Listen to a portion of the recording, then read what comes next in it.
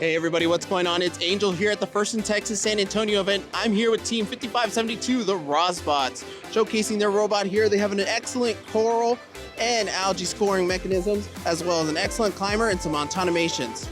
So let's get right into this episode of Behind the Bumpers. So we're gonna start off with Diego, who's gonna talk to us a little bit about the climber and feeder on this bot. Diego? So our climber is located at the back of our robot. The reason we chose this position is because the center of gravity for the robot is located in the middle, and if we pivot the climber when the cage is attached, the chain will land perfectly in the middle of our center of gravity and allowing us to be stable when we climb. The climber uses these teeth that hook onto the cage, so when the cage gets pushed into here, it gets locked in and it can't be released on both sides. And then once the cage is locked in, it pivots back and the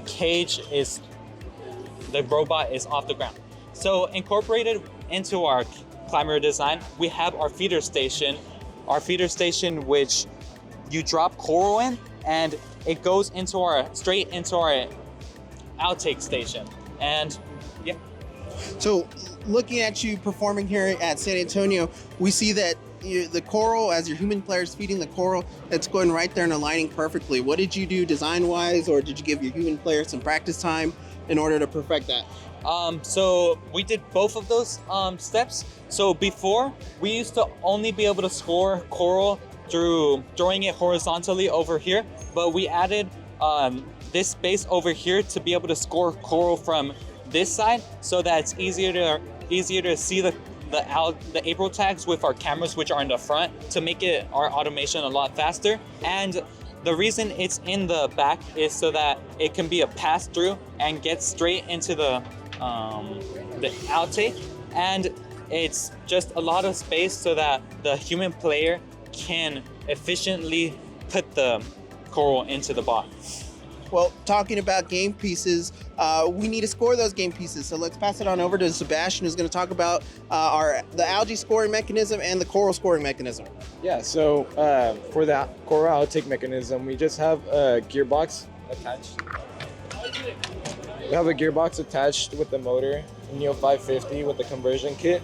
So we could attach those max planetary gearboxes, which just has a 4-inch diameter compliant wheel, which when the coral comes through, it feeds it all the way through here up until it reaches these beam breaks, where it just stops, so that whenever we get near the reef, we're just ready to score. Our drivers are able to know when our coral is ready to score once the beam breaks and these lights turn a different color. And for our algae mechanism, we have this drop-down mechanism which starts in the stowed position like this at the beginning of the match. And as soon as the match starts, we have a little jitter so that it can drop down. And then we have this little hook so that when our elevator is going up and down, it just stays in place and it's not bouncing all around. Very cool. One interesting thing I've seen with your algae scoring mechanism is that you don't score algae in the processor, or you don't take time to throw it out on the field. You actually throw it behind the reef, so it's stuck in the reef. Yeah. How did y'all come up with that strategy, and why did y'all decide to go that route? So we are able to score in the processor and in the net, but we just decided that we're able to score high-level corals, which for our game strategy we feel is more efficient. And we also just don't want the algae to be in our way, because we've seen in previous matches and also in just our drive practice, the algae can pretty easily get under the robot, which just puts us in a bad position. So yeah. Well, thank you so much for going over your algae and coral mechanisms, but you can't drive the robot unless it's programmed. So let's move over to Gael, who's going to talk to us about the automations you have on this bot. So yeah, one of our unique features of this robot is the automation, or how automated this robot is. So if you can see right here, we have 2 cameras right here, which are then connected onto 2 orange pies right over here. I don't know if you can see it right there.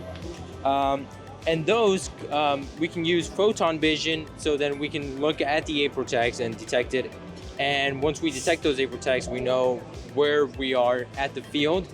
And that is very crucial for our scoring, because if you guys want to come by the computer, we have sort of this like website that the operator uses on a tablet, so that for example, if he wants to score somewhere, he can click here, like I want to score this side and I want to score at the highest score.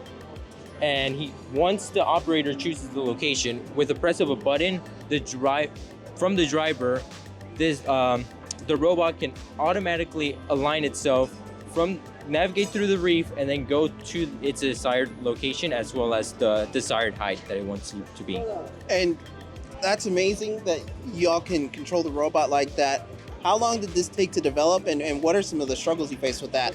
Oh, so definitely one of the struggles. It definitely took around 2 weeks. One of the struggles was that the alignment itself. We had to find the specific set point so that we can automatically score. And sometimes we'd go too right or too left, and we would completely miss the coral. But once we found our right height for each coral level, as well as the exact set point that we have to be in order to score, I would say we have efficiently done it. Well, 5572 Rosbots, thank you for taking the time. You have an amazing bot, and I wish you the best of luck here at San Antonio.